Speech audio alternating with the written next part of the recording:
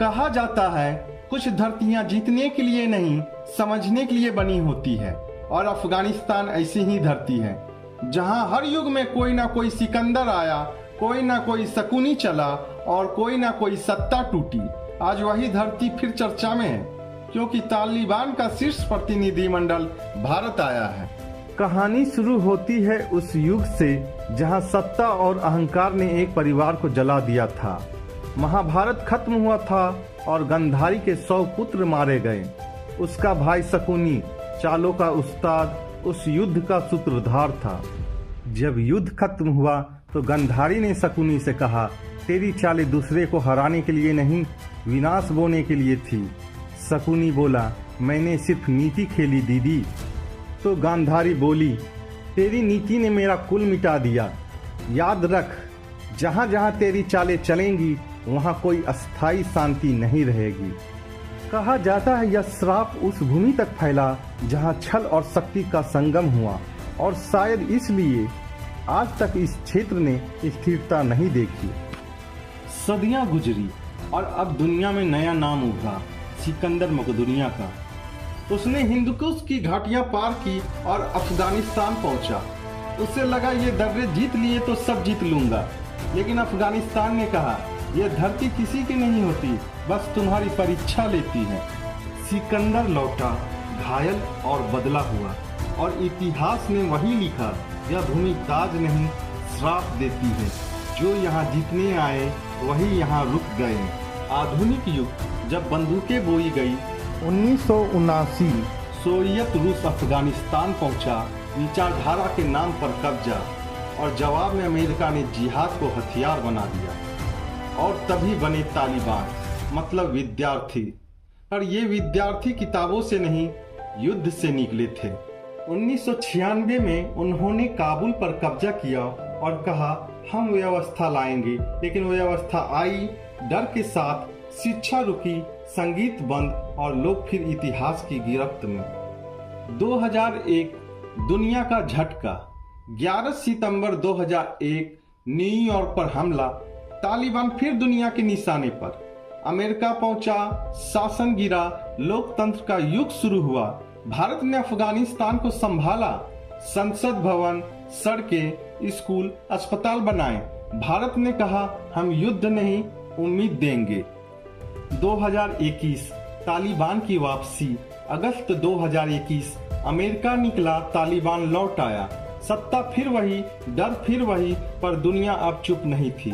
भारत ने तुरंत अपनी एम्बेसी बंद की, लेकिन कुछ ही महीनों में टेक्निकल टीम के रूप में अपना मानवीय मिशन फिर से शुरू किया। भारत जानता था अफगानिस्तान सिर्फ पड़ोसी ही नहीं, सभ्यता का साथी है। और अब इतिहास का सबसे अहम पन्ना खुला। कुछ ही दिन पहले तालिबान के विदेश मंत्री आमिर खान मुत्तकी नई दिल्ली पहुंचे। यह यात्रा सिर्फ प्रतीक नहीं थी, बल्कि उन रिश्तों की नई परिभाषा थी जो अब राजनीति नहीं, व्यवहार पर टिकी है। विदेश मंत्री डॉक्टर एस जयशंकर ने तालिबान प्रतिनिधि मंडल से मुलाकात की, और बातचीत के बाद भारत ने घोषणा की कि वह अपनी टेक्निकल मिशन को अब एम्बेसी के स्तर पर अपग्रेड करेगा।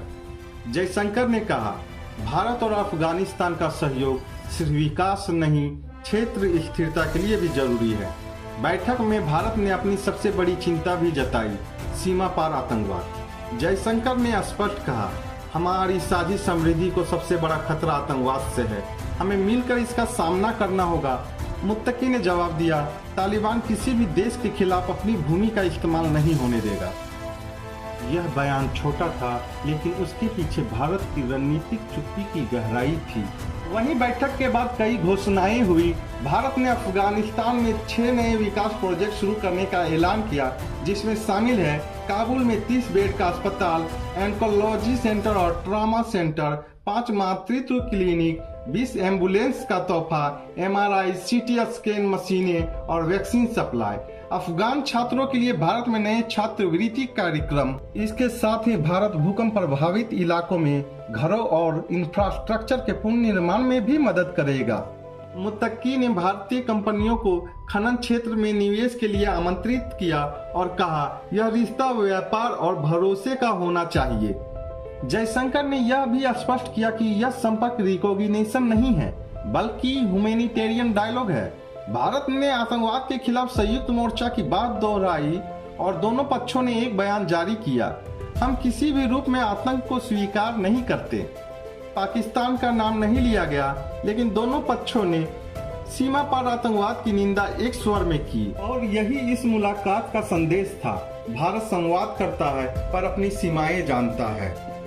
अगर हम इतिहास की रेखा देखें, शकुनी की चालों से लेकर सिकंदर की हार और तालिबान की सत्ता तक एक चीज समान दिखती है, जो शक्ति समझ से बड़ी हो जाती है वो खुद ही गिर जाती है।